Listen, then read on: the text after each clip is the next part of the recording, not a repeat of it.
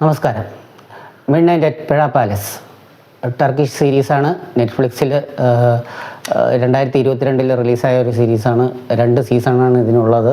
വിഖ്യാത നോവലിസ്റ്റായ ചാൾസ് കിങ്ങിൻ്റെ the midnight at Pera Palace the birth of modern Istanbul എന്നൊരു നോവലിൻ്റെ ദൃശ്യാവിഷ്കാരമാണ് ഈ സീരീസ്.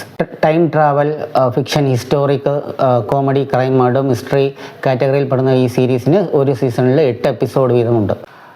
നിങ്ങളൊരു ടൈം ട്രാവൽ സ്റ്റോറീസൊക്കെ ഇഷ്ടപ്പെടുന്ന ഒരു പ്രേക്ഷകനാണെങ്കിൽ ഹൈലി റെക്കമെൻഡഡ് ആയിട്ട് നൽകുന്ന ഒരു സീരീസ് തന്നെയാണ്.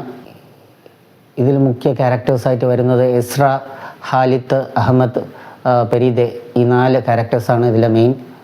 സീരീസിൻ്റെ കഥ തുടങ്ങുന്നത് പ്രസൻറ്റ് കാലഘട്ടത്തിലാണ്. ഒരു ഓർഫൺ ജേർണലിസ്റ്റ്, അനാഥായ ഒരു ജേർണലിസ്റ്റായ എസ്രയുടെ കഥയാണ് പറഞ്ഞു തുടങ്ങുന്നത്.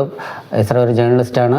ഒരു ടർക്കിയിൽ ഇസ്താംബുളിൽ പെഴ പാലസ് എന്നുള്ളൊരു 5 സ്റ്റാർ ഹോട്ടലിൽ ഒരു 130ാമത്തെ ആനിവേഴ്സറി നടക്കുന്നു. അപ്പോൾ അതിൽ ആ ഹോട്ടലിൽ കുറിച്ചൊരു ആർട്ടിക്കിൾ തയ്യാറാക്കാൻ വേണ്ടിയിട്ട് ചീഫ് എഡിറ്റർ എസ്രയെ കർമ്മം ഏൽപ്പിക്കുന്നു. കുറേ നിഗൂഢതകൾ, രഹസ്യങ്ങളും അടങ്ങിയിരിക്കുന്ന ഒരു ഹോട്ടലാണ് പെഴ പാലസ്.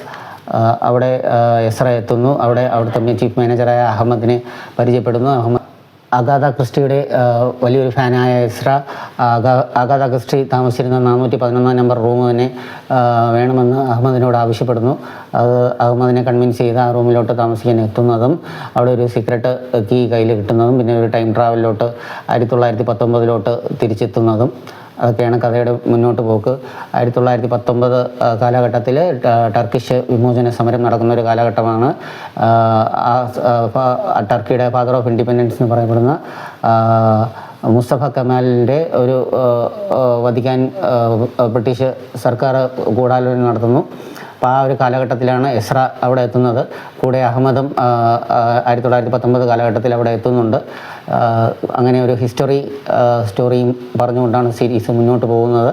ഇതിനിടയിൽ മുസ്തഫ കമാലിനെ കൊല്ലാൻ പദ്ധതിയിടുന്നതിനെ പരാജയപ്പെടുത്താൻ വേണ്ടി നടത്തുന്ന ഓരോ ശ്രമങ്ങളും, എസ്ര നടത്തുന്ന ഒരു ശ്രമങ്ങളും, അവിടെ എസ്ര പെരീദെ എന്നുള്ളൊരു ഒരു സ്ത്രീയെ കാണുന്നു. പെരീദയും എസ്രയും ഏകദേശം നല്ല തൻ്റെ അതേ മുഖച്ഛായയുള്ള പെരീദയാണ് അവിടെ കാണാൻ കഴിയുന്നത്. യഥാർത്ഥ ടർക്കിയുടെ ചരിത്രം പരിശോധിച്ച് നോക്കിയാൽ ഈ Mustafa Kemal the father of independent ടർക്കിയുടെ ഒരു മുഖ്യ സഹായിയായിട്ട് ഈ പെരീദയുടെ നാമവും നമുക്ക് കാണാൻ കഴിയും.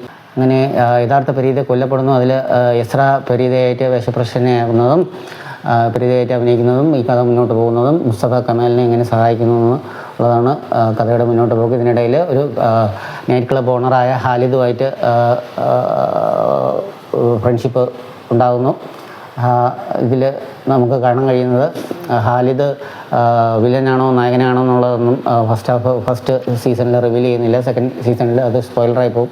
സെക്കൻഡ് സീസണിൽ അതിനെക്കുറിച്ച് പറയുന്നുള്ളൂ. ഒരു ടൈം ട്രാവൽ സ്റ്റോറി ആകുമ്പോൾ ഇതിൽ പേഴ്സണൽ റിലേഷൻഷിപ്പ് കണക്ഷൻ എന്തായാലും ഉണ്ടാവും. അതുപോലെ ഇസ്രയുടെ മാതാപിതാക്കളായിരുന്നുള്ളത് കണ്ടുപിടിക്കാനും അത് ഈ 1919 കാലഘട്ടത്തിൽ നിന്ന് പിന്നെ 1941 അവർ പോകുന്നു, 1975 അവർ പോകുന്നു. ഇതിൽ ഇസ്രയുടെ മാതാപിതാക്കളായിരുന്നുള്ള ഒരു റിവീൽ ഫൈനൽ എപ്പിസോഡിലാണ് വരുന്നത്.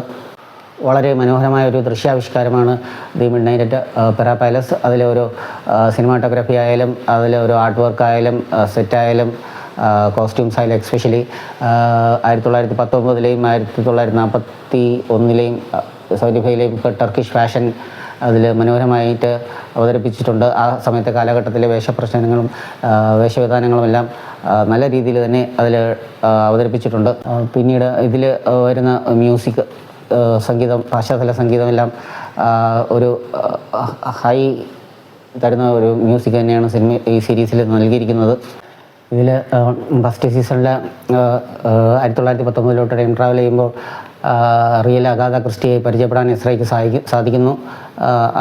അഗാഥ ക്രിസ്റ്റിയുടെ the murder of Orient Express എന്നുള്ളൊരു ഫേമസ് നോവൽ ഈ ഹോട്ടലിൽ നിന്നാണ് എഴുതിയത്. അതുപോലെ 1941 എത്തുമ്പോൾ ആൽഫ്രഡ് ഹിച്ച്കോക്കിനെയും എസ്രയ്ക്ക് മീറ്റ് ചെയ്യാൻ കഴിയുന്നുണ്ട്. പിന്നെ എടുത്തു പറയേണ്ടത് ഇതിലുള്ള പെർഫോമൻസ് തന്നെയാണ്. എസ്ര, പെരീദെ ഈ കഥാപാത്രങ്ങൾ ചെയ്തിരിക്കുന്നത്.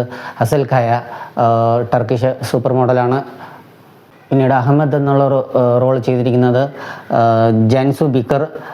പിന്നെ ഹാലിത്ത് എന്നുള്ളൊരു റോൾ ചെയ്തിരിക്കുന്നത് സലാഹദ്ദീൻ പസാലി. ഹസൽക്കയുടെ പെർഫോമൻസ് അതിമനോഹരമായിരുന്നു, മാസ്മരിക പ്രകടനം എന്ന് വേണമെങ്കിൽ നമുക്കിതിനെ വിശേഷിപ്പിക്കാം.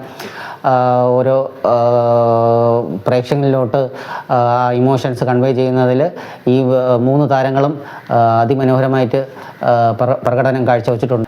എടുത്തു പറയേണ്ടത് ഹാലിത്തിൻ്റെ കഥാപാത്രം ചെയ്ത സലാഹദ്ദീൻ പസാലി ഒരു മുൻനിര നടനാണ്, ടർക്കിയിലെ മുൻനിര നടനാണ്.